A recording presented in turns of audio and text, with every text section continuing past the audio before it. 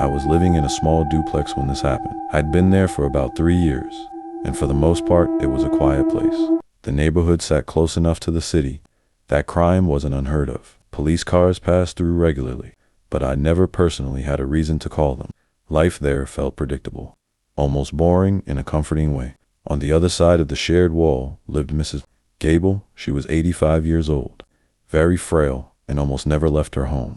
I'd see her maybe once or twice a month, usually when she stepped onto her porch to collect mail or a package. She always wore the same thick floral cardigan. No matter the season, summer heat or winter chill didn't seem to matter. Our conversations never went beyond polite comments about the weather, or small talk so forgettable I couldn't repeat it now. Because the walls were thin, I was familiar with her routine. I could hear the muffled sounds of her television through the wall most evenings, and at night there was the constant low hum of an air purifier. Those noises became part of the background of my life, comforting in a strange way, proof that someone else was there. Then one Tuesday night in late October, something changed. I was sitting on my couch, reading, when a heavy thud slammed against the living room wall. It was so loud, it rattled the framed photo of my parents sitting on the mantel. My first thought was that Mrs. Gable had fallen. I jumped up, already moving toward my front door to check on her. That's when I heard the voice. It was deep, rough, and unmistakably male. A string of angry swear words followed, loud enough to carry clearly through the wall. I froze. Mrs. Gable didn't have family visiting her, at least not that I'd ever seen, and she certainly wouldn't have a man yelling inside her home. At 11 o'clock at night, I stayed still and listened, heart pounding. After a few seconds, everything went quiet again. Over the next 2 weeks, things only got stranger. I started hearing footsteps through the wall, heavy ones, far too solid for a woman her size. There were scraping sounds, like furniture being dragged across the floor, and the sharp clatter of dishes in the kitchen, and yet I didn't see Mrs. Gable at all. Not once. I knocked on her door twice during that time. No answer. The blind stayed closed, and her porch light never came on. I tried to rationalize it. Maybe a relative had moved in to take care of her. I didn't want to be the paranoid neighbor, calling the police over nothing. Then one Thursday night in mid-November, I stayed late at work, finishing a project. Afterward, I grabbed food and drinks with a coworker. By the time I got home, it was nearly 2 a.m. The street was quiet, the lights were dim. As I walked up the driveway, I noticed a figure standing at Mrs. Gable's front door. It was a man. He wore a heavy hooded sweatshirt and carried a plastic grocery bag. I watched as he pushed the door. It creaked, then swung open to easily, like the latch had been broken for some time. Before stepping inside, he paused and glanced over his shoulder. Our eyes met just for a second. Then he disappeared inside and shut the door. That night, anxiety took over my life. A quick search through local obituary listings confirmed what I'd started to fear. Mrs. Gable had died nearly a month earlier in the hospital. She had no nearby relatives, and the property was likely tied up in probate. The man next door was a squatter. He was living alone in a dead woman's house, surrounded by her furniture, hidden in a quiet neighborhood. I should have called the police right then. Instead, I locked my doors, closed my curtains, and told myself that if I stayed invisible, he'd eventually move on. He didn't. The following Monday night, I was in my kitchen making a sandwich when I heard a faint scratching sound at my back door. I immediately turned off the light and stood still. The sound grew sharper, metal scraping against the lock. Then wood splintered. The door opened. I ran. The bathroom was the only room with a solid interior deadbolt. I slammed the door just as I heard him enter. The kitchen, I locked it and backed toward the bathtub, breathing so hard it felt deafening in the small space. He walked down the hallway and stopped right outside the bathroom door. The handle rattled violently. I searched for anything I could use as a weapon, but there was nothing, just towels and toiletries. Then he started throwing his shoulder into the door. The wood cracked near the latch. I knew it wouldn't hold much longer. Desperate, I grabbed the ceramic lid from the toilet tank. It was heavier than I expected. I held it tight against my chest, hands shaking. The door burst open with a loud crack. A jagged hole formed, and a large calloused hand reached through. Fumbling for the lock, I stepped forward and swung. The ceramic lid slammed down onto his wrist. Crushing it against the broken wood, he screamed. There was a small window in the bathroom that led to the narrow side yard between the duplex and the fence. I'd avoided it before because it looked too tight to fit through. Now I didn't hesitate. I shoved it open and forced myself through. It took effort, but I made it out and landed hard on the grass. I ran without looking back. When I reached the corner of the block, headlights turned onto my street. A police car, I ran into the road, waving my arms. The officer stopped immediately. I couldn't even speak at first. Just pointed back toward my house. Backup arrived within minutes. From the back seat, I watched as officers surrounded the duplex.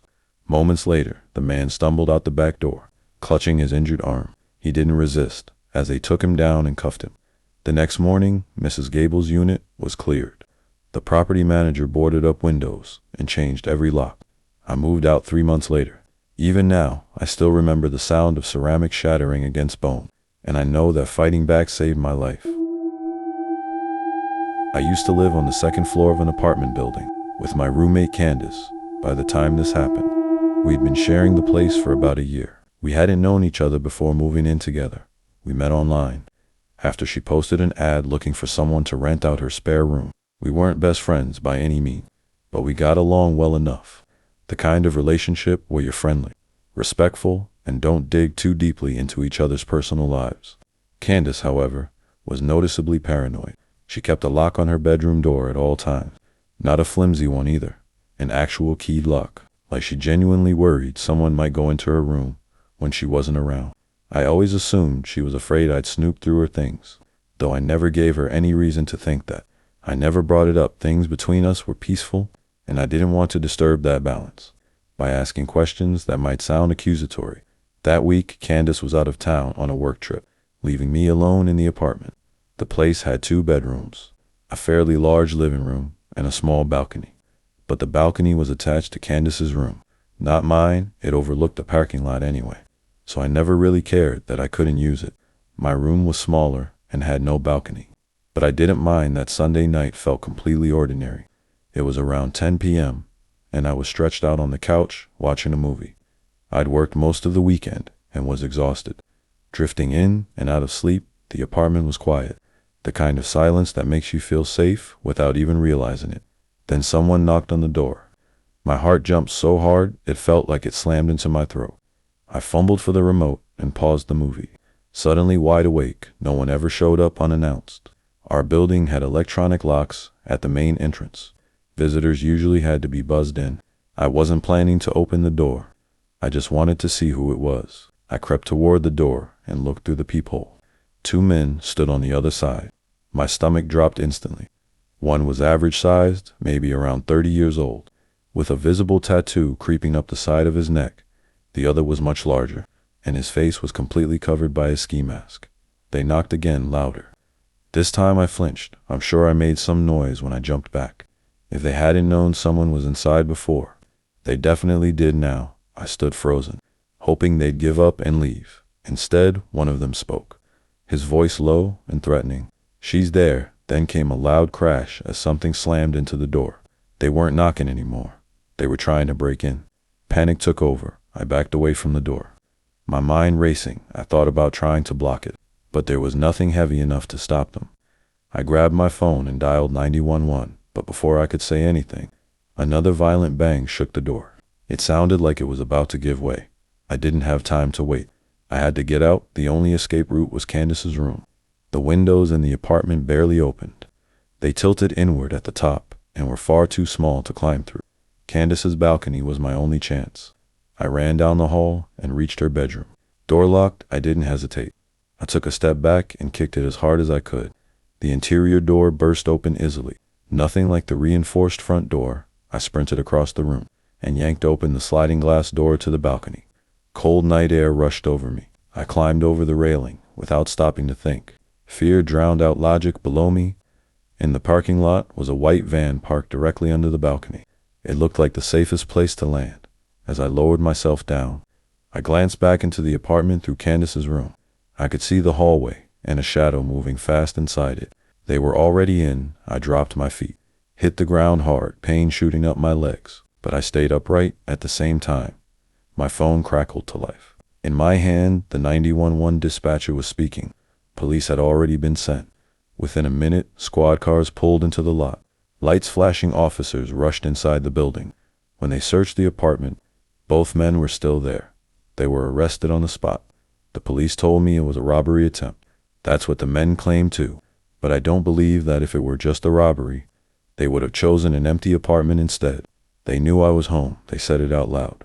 Whatever they planned that night, I don't think it ended with stolen electronics. I think I escaped something far worse by seconds.